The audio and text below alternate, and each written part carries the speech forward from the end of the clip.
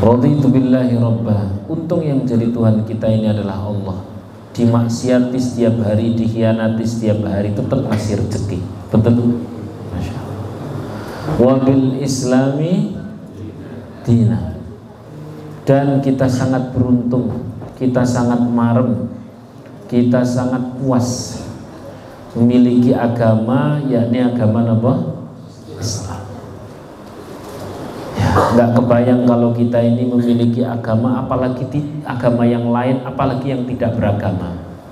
Di luar negeri itu orang nikah bahkan legal sesama jenis, betul? Ya. Bahkan bisa nikah dengan hewan, bisa nikah dengan boneka, kan gitu tuh. Lalu kita oleh Allah Subhanahu Wa Taala diatur sedemikian indah. Kadang mikir nikah karo boneka, rupa listrik itu sehingga Allah telah mengatur kita bisa menikah dan ya Allah didorong untuk memiliki generasi yang banyak. Lek gawene enak betul. Ini kan indah banget. Maka kita ini masya Allah. Jadi wong sedih ini kuwagu. Kenapa? Karena kita sudah punya hiburan yang luar biasa. Pertama, raditu billahi rabbah wa bil islami, lebih-lebih wa bi Muhammadin nabiyyau, kita menjadi umatnya Nabi Muhammad sallallahu alaihi wasallam. Kuntum khairum ummah baik. Orang request, enggak minta, enggak request, enggak doa, enggak minta, enggak jaluk dan sebagainya, tahu-tahu jadi umat. Dulu saya masih kecil, tiap kali mau ngaji di sekolah maupun di madrasah selalu dibaca itu raditu billahi wa bil islami madin nabiyyau. Itu sebagai permulaan kita ini beragama, senang kita ini memiliki Islam, senang kita ini bertuhankan siapa? Allah, Maha Kaya, Maha Kuasa dan sebagainya. Bayangkan zaman biyen Fir'aun ngaku sebagai Tuhan. Lalu orang sebelum Fir'aun terus Tuhan ini sopo, berarti kan Tuhan balitanya. Apalagi itu dulu Sayyidina Umar ya pernah ditanya oleh Rasulullah, kau tertawa kala engkau masih zaman jahiliyah sebelum masuknya Islam. Kata Sayyidina Umar, pernah. Saya kalau ingat masih kepengin guyu. Apa itu? Ketika aku sedang tidak punya uang, maka aku membikin berhala paling perak, kemudian menggunakan batu, kayu. Pas orang duwe ini onone mung gandum. Tuhan saya buat dari bahan dasar apa? Gandum. Ngeleh tak cokot, ngeleh tak pangan. Itu Sayyidina Umar nek kelingan zaman biyen guyu. Nah, itu kan tidak keren sama sekali itu. Kita bertuhankan Allah Subhanahu wa Ta'ala. Baik, itu sebagai permulaan. Ini sebagian ada yang sudah ngaji pas kemarin itu, yakni Isra Mi'raj di Baitul Atiq. Sehingga ini tinggal ngelanjutin gitu ya, kelanjutan yang kemarin. Karena kemarin tahu-tahu sudah selesai waktunya. Ya kemarin kita baca kitab yang paling kecil, ini santri-santri tahu semua. Kitab ini namanya Khulasah napa? Nurul Yakin. Ya. Fisanatil hadiyata asyarah, pada tahun ke-11, akramahullahu bil Isra wal Mi'raj. Allah Subhanahu wa Ta'ala menghibur, memuliakan Nabi dengan yang namanya apa tadi? Isra Mi'raj, jalan-jalan. Jadi sudah terdapat satu kesimpulan, Nabi kala itu kan lagi sedih-sedihnya sebab ditinggal dua orang yang dicintai. Siapa pertama? Sang istri beliau, Sayyidah Khadijah radhiyallahu. Itu punya apa saja dikasihkan suami, padahal hartanya istri. Sama sekali tidak pernah merengut, wong hartanya istri saja dikasih suami. Ini yang zaman sekarang harta suami kasihkan istri masih ada yang merengut enggak? Enggak ada di sini orangnya. Ini Sayyidah siapa? Khadijah. Maka wajar kalau Nabi ini merasa sangat kehilangan. Yang nomor dua siapa? Paman. Pas lagi sedih lagi dalam kondisi pokoknya sedih, maka Rasulullah punya prinsip. Ingat-ingat prinsip ini, santri harus hafal. Dengarkan, nek bapak-bapak nggak harus hafal, nggak apa-apa. Rasulullah berkata pada saat sedih, beliau mengatakan, innal uyun yabkun wal qulub yahzun walakin lisan la aqul illa ma yurdik. Sudah hafal? Sudah hafal? Ini kan ngajinya kan terus jadi loro tuh, bapak-bapak gugai kehidupan bangsa mumet-mumet utang tipa itu dan sebagainya. Nek santri ngapal ke hadis kan? Masa santri kon mikir utang? Atau jenengan sing ngapal ke hadis? Nah, berarti ngajine loro iki. Innal uyun yabkun, kata Rasulullah. Mata itu bisa menangis. Wal qulub yahzun. Hati ini bisa sedih. Walakin lisan la aqulu illa ma yurdik. Tapi lisan ini ya Allah tidak akan mengucapkan kecuali yang Engkau ridhoi. Ini prinsip ini. Kita sedih, kita susah, kita mumet, kita galau, kita punya masalah, silahkan. Kalau memang nangis wajar. Sing ora nangis blas mungkin boneka. Hati sedih ya wajar, namanya tapi jaga lisan. Ojo nganti maidu Gusti Allah. Katakan apa-apa yang Allah ridhoi, misal istighfar, misal maca Quran. Saya lihat ibu-ibu yang hadir di sini mumet sithik ambil air wudu maca Quran. Betul ya Bu ya? Wajah-wajah 5 juz apa 7? 7 ya. Juz apa saja Bu? Insyaallah. Itu prinsip. Apa ada orang yang tidak mumet? Apa ada orang yang tidak pernah susah? Apa ada orang yang tidak sedih? Semua pasti punya masalah, betul atau tidak? Ya wajar, namanya juga manusia diliputi masalah. Nah, diliputi wijen jenengane. Oke. Nah, diliputi apa? Kelopo jenengane. Klepon. Lah kita ini klepon onde-onde apa menungso? Kalau menungso ya wajar. Tapi ingat lisan ini dijaga. Ya kalau hari ini bisa menjaga lisan, statusnya itu loh. Status atau tulisannya ambuh atau mumat Gusti mbuh. Gusti mbuh. Oleh karena itu jaga. Boleh kita susah hati, kemudian mata menangis, tapi lisan ini dan perbuatan ini tidak akan melakukan kecuali yang Allah ridhoi. Buat ini prinsip, ini pelajaran pertama. Ketika Rasulullah sedih seperti itu. Nah, kemudian Rasulullah SAW dihibur dengan adanya perjalanan bernama Isra Mi'raj. Kalau ini sih kesimpulannya jenengan wis ngerti. Oh berarti nek mumet jalan cocok. Ya, cocok. Jadi saya tuh ada lihat postingan itu loh, lihat postingan. Ada seorang ibu-ibu bilang sama suaminya, katanya kalau mumet itu disuruh refreshing. Tanya dokter itu kalau puyeng suruh refreshing. Terus kita mau kemana, Mas? Suamiku, sang suami jawab, kita cari dokter lain.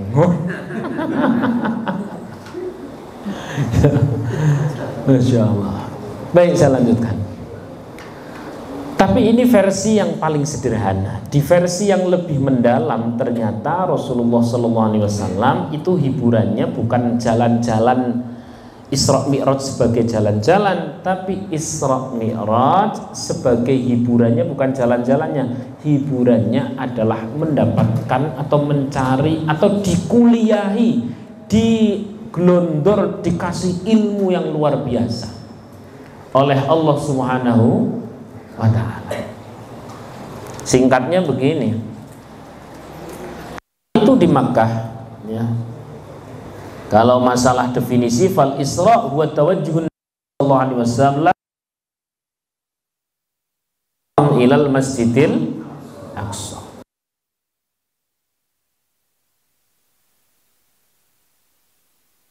Hadapkan Rasul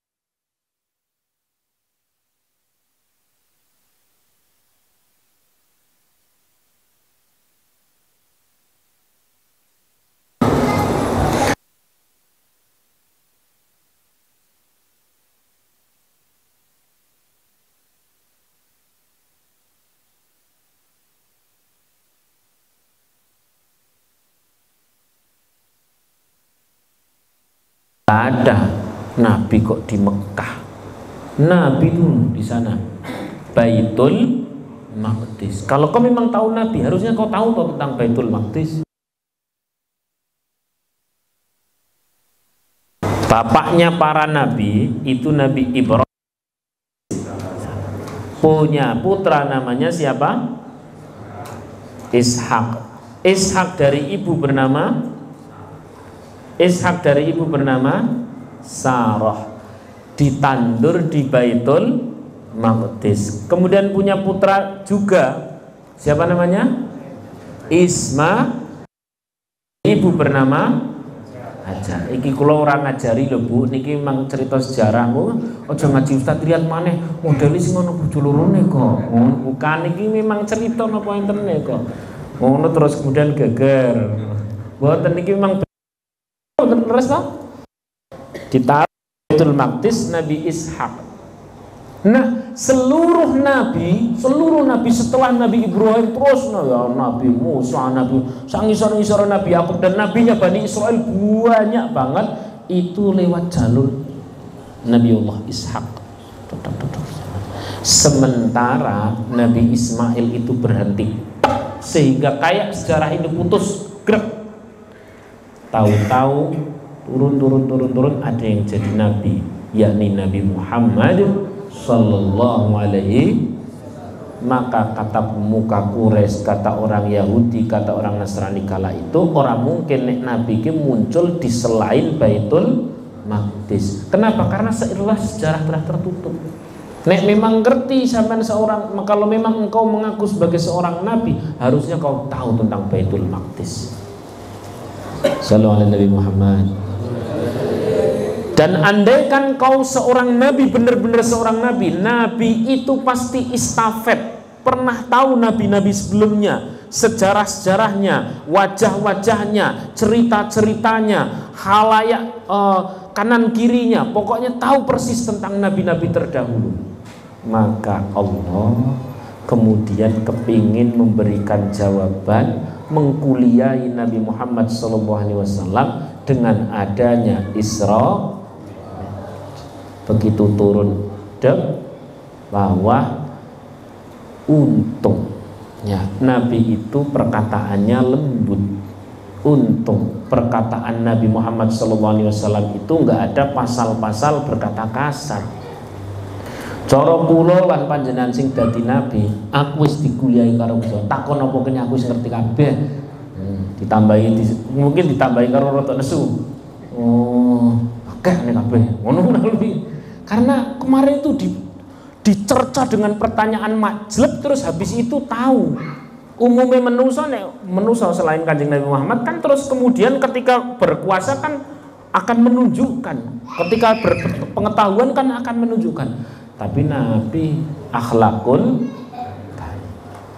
Allah telah memperjalankanku tentang Baitul Maqdis.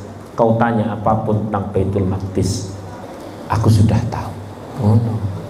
Jadi ini kuliah spesial ternyata. Sallallahu alaihi Nabi Muhammad. Bahkan pada saat Mi'raj, Rasulullah SAW dipertemukan dengan selain Allah Subhanahu Wa Taala, ketemu siapa? Para nabi sebelumnya, Nabi Ibrahim, ya kan? Nabi Musa. Karakternya paham, sehingga siapapun yang mau bertanya tentang istafet para nabi, Nabi Muhammad SAW baru saja semalam bertemu. Sallallahu alaihi Nabi Muhammad. Cetak ya. Jadi hiburan orang mumet, ya, hiburan orang susah, ternyata bukan hanya jalan-jalan, tapi golek ilmu. Cari nopo? Kenapa? Karena begini Pak. Jangan lihat sini. Lihat sini. Ini setiap hari itu permasalahan bertambah. Ya, gini. Permasalahan bertambah. Informasi bertambah. Hal-hal baru bertambah. Teknologi bertambah. Pokoknya segala sesuatu terus bertambah. Kalau ilmu berdasar iman tidak ditambah, maka yang bertambah pasti stresnya. Betul atau tidak? Oleh karena itu kita nambah ilmu, nambah kapasitas, nambah kemampuan, nambah kekuatan, sehingga seberapapun masalahnya tersangga dengan baik. Cetak? Nah itu. Baik, itu tentang ngulas kemarin. Saya persingkat, kemarin kan panjang sebenarnya, tapi tak ulas sedikit dong. Terus apa perintah dari Allah Subhanahu wa taala kepada Rasulullah SAW? Rasulullah SAW mendapatkan perintah apa? Salat. Saat ini kula tak taklet. Upamane subuh kok ndak wajib. Jenengan salat betul. Salat terus napa kadang-kadang nek mboten wajib lho ya. Kira-kira terus napa kadang-kadang nek ndak wajib. Jujur mawon niki. Upamane subuh nggak wajib, zuhur nggak wajib, terus kemudian asar nggak wajib, maghrib juga nggak wajib, isya juga nggak wajib.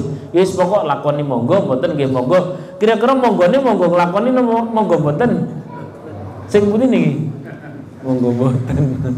Maka Masya Allah itu diwajibkan oleh Allah Subhanahu wa ta'ala.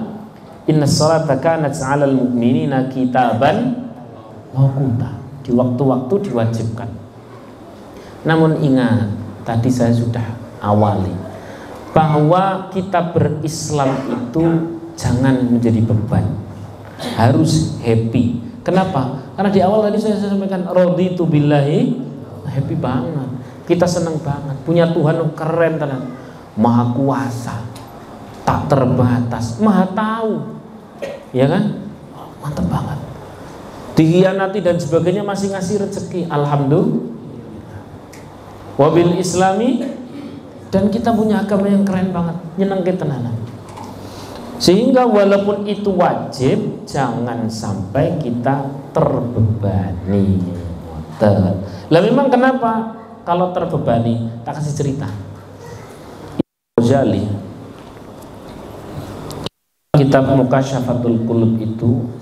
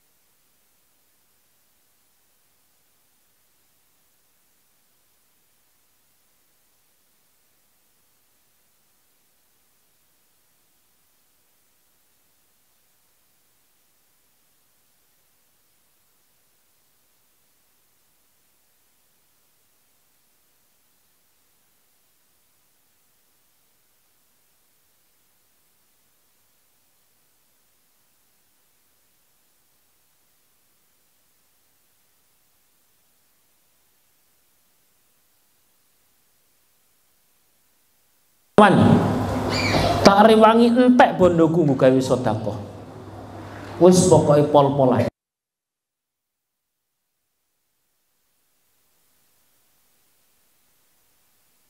Aku hamba yang seperti apa? Ustaz. Wah, pokoknya banget. Kudune Gusti Allah ke, kok ngene. Kudune malah. Kudune Gusti Allah sing banding to surga kok ngene. Tiwas aku wis abot kok ngene iki. Bulan pertama. Dia yo sregep tapi merasa sebagai apa? Beban. Mohon. Kemudian Nabi Musa berjalan lagi dan bertemu dengan seorang fulan yang nomor 2. Ini Imam Ghazali yang ngerisahkan. Dan begini ya, teman-teman ini terutama santri-santri ya. Wis pokok kita ini sebagai santri terhadap kitab-kitab, misalkan nih saya buat bahwa Mau'idul Mu'minin min Ihya'i Ulumuddin. Ini kitab Ihya' Ulumuddin yang nulis juga Imam Ghazali. Ini lagi agak tren ini, Santri-santri ya nyaran ya, paling-paling nyantri 10 tahun dan sebagainya sing dikritik Imam Ghazali. Ngeri. Malahan sing kritik Imam Bukhari barang kok. Ya Allah, wis kemlindi. Makanya sak pinter-pintere kita harus punya adab dengan ulama-ulama terdahulu. Kira ora setuju ya aja dinyek, ngenten mawon. Kira ora setuju, ora usah dipercaya, ambil hikmahnya saja. Ngoten. Karena ini yang lagi marak banget. Masya Allah, nggak tahu kok ahli ilmu kok seperti itu. Nek bapak-bapak tak malah orang ngerti, pokoknya utang lunas beres. Syukur bojo maneh jarene wingi sing sok ngaji tenger gini kok. Baik, saya lanjutkan. Kemudian Imam Ghazali mengisahkan berikutnya, ini Nabi Musa ketemu sama fulan yang kedua. Fulan yang kedua bilang demikian, wahai Nabiullah Musa, apakah kau mau ke Gunung Tursine? Betul. Tolong tanyakan tentang diriku. Tiap hari aku ini melakukan dosa. Tiap hari aku ini melakukan keburukan, kesalahan. Ora hitungan. Enggak hitungan. Coba kau tanyakan. Kau tanyakan statusku ini seperti apa. Ya Allah, saya sebenarnya suka banget kebaikan. Tapi hawa nafsuku dulu, ya Allah. Saya cinta banget kebaikan. Ya kaya padha dhewe lah. Amane nek pengin maca Quran niku hawane kepengin sing jenengane sak juz. Entuk rong lembar dilati we kurang pira ya siji loro. Tapi kita cinta kan.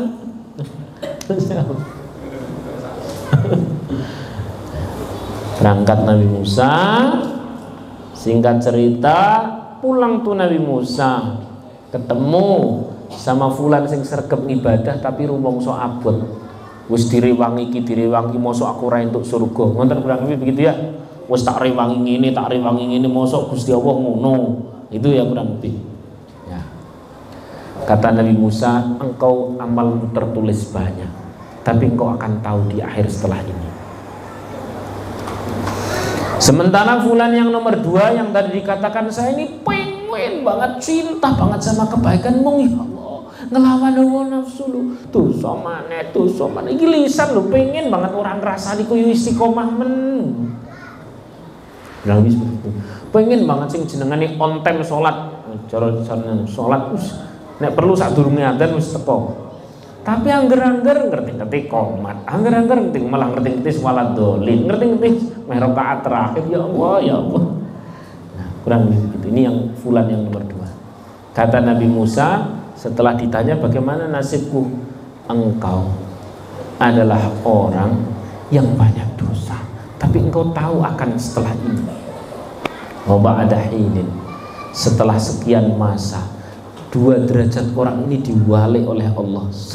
Sing sregem ibadah abot karo nuntut Gusti Allah ini oleh Allah Subhanahu wa taala dicabut istiqomahnya. Nek bahasa sekarang ini menjadi minal mutungin. Minal apa? Wong sapa aku salat wis tenanan-tenanan kok, sedekahku wis tenan-tenanan. Wong ini orang ini wis pret ah. Suwi-suwi ora ngaji.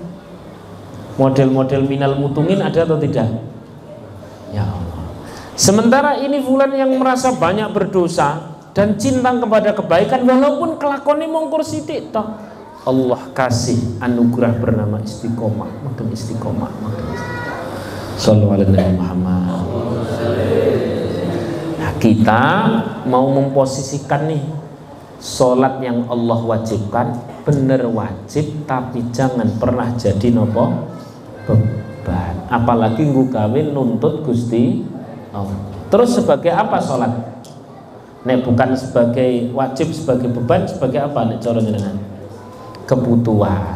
Kalau sebagai beban, sebagai kewajiban, dalilnya innas sholata kanat 'alal mu'minina kitaban mauquta. Sekarang sebagai kebutuhan. Kalau sebagai kebutuhan, dalilnya adalah wasta'inu bis-sabri was sholat.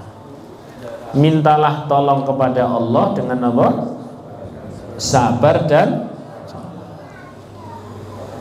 saya ini Pak asli bagus Pak nih, bagus banget. Orang yang butuh nopo sholat, butuh nopo sholat, ya Allah, butuh ini sholat, ya butuh itu sholat, bingung sholat. Dan saya melihat wajah-wajah orang-orang sholat di sini, ya. Semoga anak beli sholat, tapi lebar nesu loh ya. Sholat, bagus itu bagus. Nah, ini saya punya kitab mana tadi? Namanya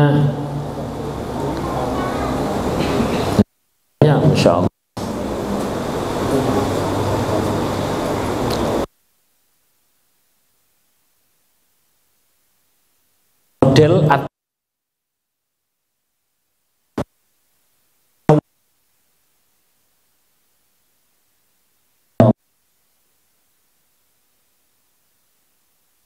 yang tadi itu wajib tapi sebagai beban. Sing siji ya wajib tapi bukan beban. Ini ada kecintaan. Sama-sama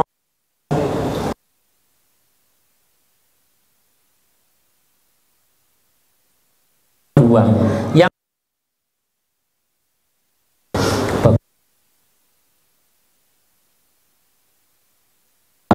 butuh apa? Sholat. Terus kemudian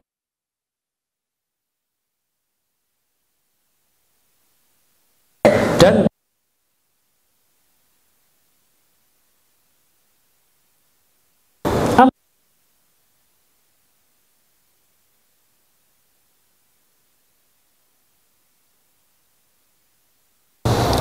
bila doa-doamu atau permohonan-permohonanmu, katakan yang tadi lewat sholat tadi, Allah kabul, lalu menumbuhkan sombongan, wajar dah?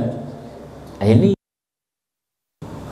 aku lanjut isu-isu langsung oleh orderan rezeki anak. Bahaya enggak? Bahaya. Kalau masalah baik, tapi ada titik-titik yang bahaya. Betul. Atau sebaliknya, ketika tidak dikabulkan, dapat muncul benih-benih keputusasaan. Tak hitung-hitung aku mulai sholat ke wis jaman awet cilik. Ini tak pikir-pikir bosku ki ora tau sholat kok malah blegedu kok ngono ki. Emang nek balungan kiri-kiri wae kok ya. Bahaya ndak? Bahaya. Bahaya. Nah, terus bagaimana? Nah, ini kita lanjutkan. Kalau sholat sebagai beban, ini paling bahaya, ya, paling bahaya. Kemudian sholat sebagai kebutuhan bagus, tapi ada titik-titik rawan. Nek dikabulke rawan apa wau? Sombong. Nek suwi ora dikabulke rawan minal mutungin. Ya, minal. Ah, terus pripun? Nah, ini kita lanjutkan. Bismillahirrahmanirrahim.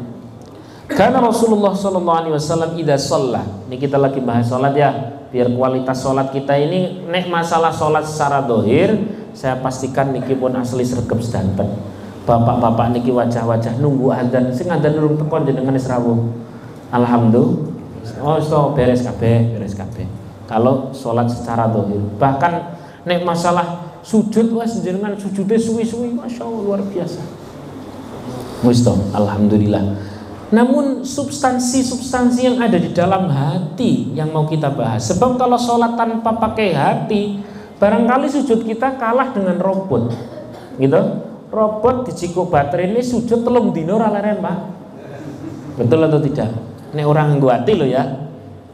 Maka oleh karena itu kita bahas terkait masalah motivasi hati yang ada dalam sholat. Perhatikan hadis ini. Karena Rasulullah SAW, jadi kalau ini pengen okeh guyone penjenan orang ngantuk, tapi nek okeh guyone ku materi ini sithik. Wis ngenten molas pokoke. Muga-muga diparingi paham. Amin Allahumma. Karena Rasulullah SAW idza shalla, ketika Rasulullah SAW